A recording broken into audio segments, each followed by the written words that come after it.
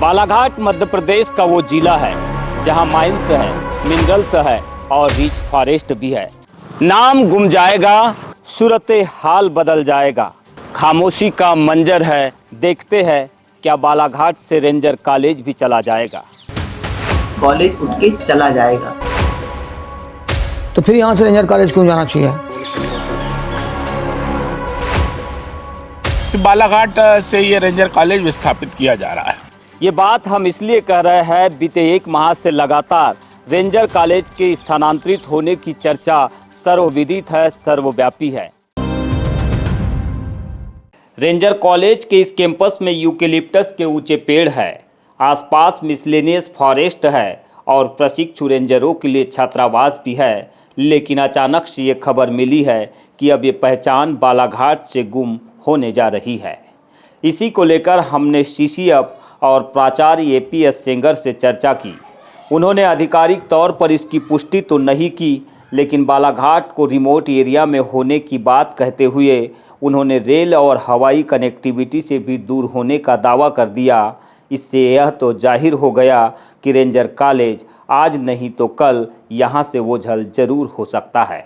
यहाँ पे जो आने जाने के साधन हैं वो उतने अच्छे बेहतर नहीं हैं, सुविधाएं नहीं है, ट्रेन सुविधा नहीं है, नज़दीक कोई एयरपोर्ट सुविधा नहीं है पास की, और या बहुत ज़्यादा मतलब अच्छा कम्युनिकेशन नहीं है।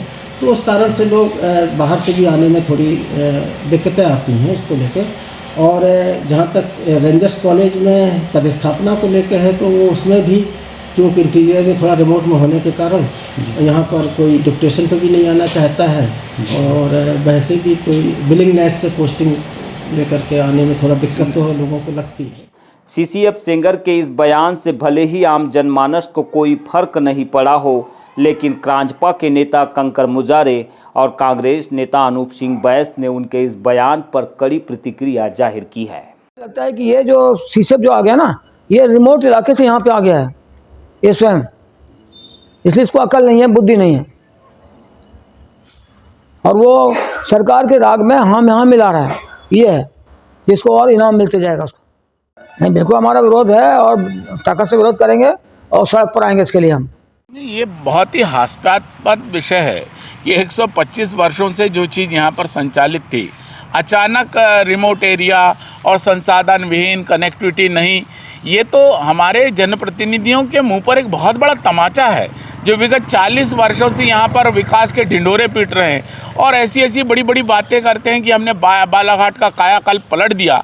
तो एक अधिकारी अगर उनके मुंह पर तमाचा मार रहा है तो इसका जवाब तो उन जनप्रतिनिधियों को आकर देना चाहिए। रेंजर कॉलेज के विस्थापन की चर्चाओं ने जब से जोर पकड़ा है, आम जनमानस भी अपने विचार को साझा कर रहे हैं। वो इस धरोहर को, इस पहचान को बनाए रखने के लिए किसी भी हद तक जाने की चेतावनी दे रहे हैं। ये बालाघाट जिले का गौरव था, और अगर रेंजर कॉलेज अगर यहाँ से बाहर चले जाता है प्रदेश के, तो बालाघाट जिले के लिए दुर्भाग्य है।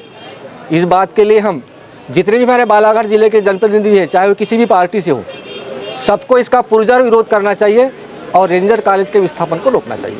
यहाँ पर रेंजर की ट्रेनिंग देने के लिए पर्याप्त वन संपदाएं और वन क्षेत्र है, और जिससे यहाँ पर वन जो रेंजर्स हैं उनकी ट्रेनिंग बहुत अच्छे से हो सकती है। ऐसी परिस्थितियों के बाद भी राजनीतिकरण करके इसको यहाँ से बाहर ले जाया जा रहा है, जिसका हम अधिवक्ता संघ की ओर से पुरजोर विरोध करते हैं और अपने जनप्रतिनिधियों से कहते हैं कि वे इस रेंजर कॉलेज जो बाहर जा रहा है उसको वे अविलंब रोकने का प्रयास करें।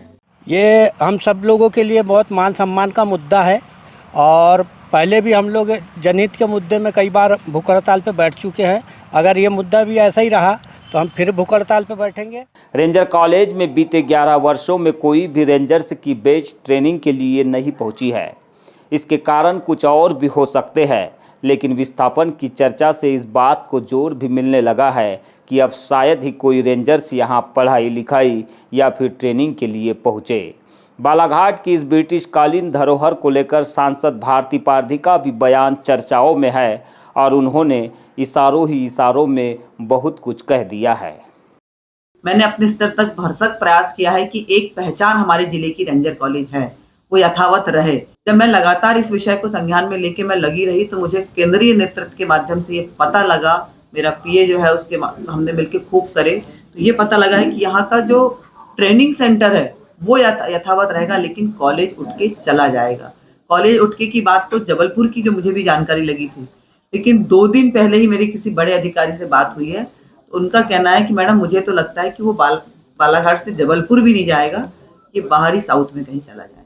वैसे तो बात वहीं पर ख़त्म हो जाती है जब हमारी माननीय सांसद ये कहती है कि ट्रेनिंग सेंटर तो यथावत रहेगा, हो सकता है कि कॉलेज यहाँ पर न रहे।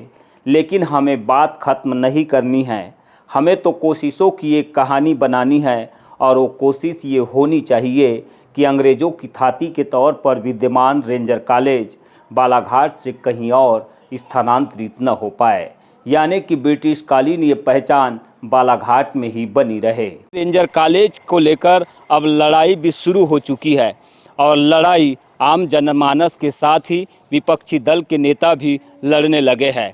पता चला है कि विधानसभा में प्रश्नकाल के दौरान रेंजर कॉलेज का मुद्दा उठाने की चर्चा भी हुई है, हालांकि उसका आधिकारिक बयान अभी तक हमें देखने नहीं मिला और ना ही ऑफिशियल स्टेटमेंट कहीं से बाहर निकल कर आया है। लेकिन चर्चाओं में है कि कांग्रेस के कुछ विधायकों के द्वारा विधानसभा में इसे प्रश्नकाल के दौरान पूछा गया है, जिसका जवाब अभी प्रतीक्षारत है।